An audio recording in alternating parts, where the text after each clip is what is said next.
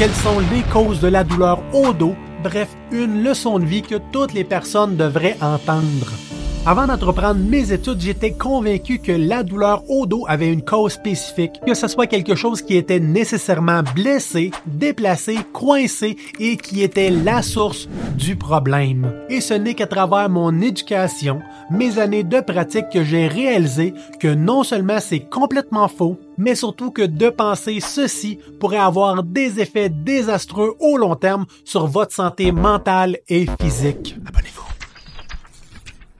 Le nerf coincé qui donne des douleurs précises au cou, au dos, aux omoplates, à l'épaule n'existe pas. C'est un concept de santé qui fait beaucoup de sens pour la population parce que ça explique facilement la présence de la douleur et ça facilite la justification maladroite des thérapies manuelles pour venir le décoincer. Une douleur d'origine nerveuse doit absolument apporter des problèmes en lien avec ses fonctions, force, réflexe, sensation. Et cette dysfonction va souvent être en lien avec la sciatique, la hernie discale ou dans des cas extrêmes, le syndrome de la queue de cheval. Mais ne vous inquiétez pas, j'y reviens d'ici la fin de la capsule. Abonnez-vous.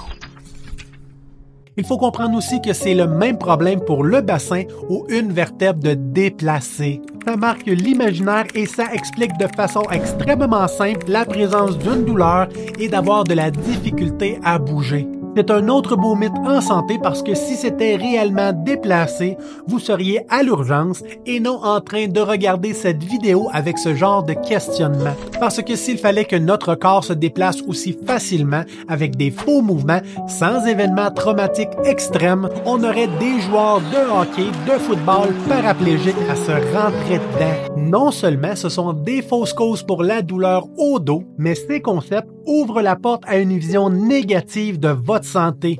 Si c'est coincé, si c'est déplacé, la douleur est hors de votre contrôle et ça remet le contrôle de votre problème entre les mains d'un thérapeute douteux qui va vous le décoincer ou vous le replacer. Cependant, j'aimerais aussi que toutes les personnes dans le monde sachent que la cause la plus fréquente de douleur au dos, c'est littéralement rien.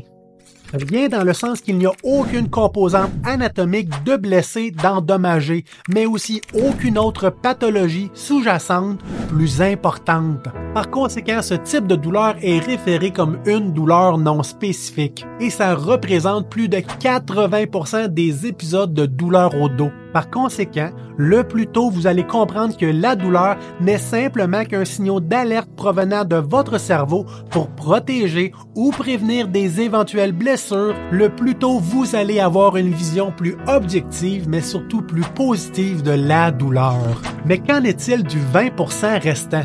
Eh bien, ça représente des blessures suivant des accidents, comme des entorses, des processus dégénératifs agressifs comme l'arthrose, des maladies inflammatoires auto-immunes comme l'arthrite et la spondylarthrite ankylosante, des organes malades ou encore des problèmes nerveux comme la hernie discale. Mais ça nécessite de vous abonner et de cliquer sur la petite cloche pour être avisé de toutes mes capsules dans le futur. Tant par ma capsule sur les symptômes de la hernie, comment la différencier de l'entorse ou pire du syndrome de la queue de cheval devrait arriver live là. Entre-temps, écrivez-moi vos histoires, vos commentaires, vos suggestions ou simplement si vous avez encore des questions. Parce qu'une personne informée, c'est une personne en contrôle de sa santé.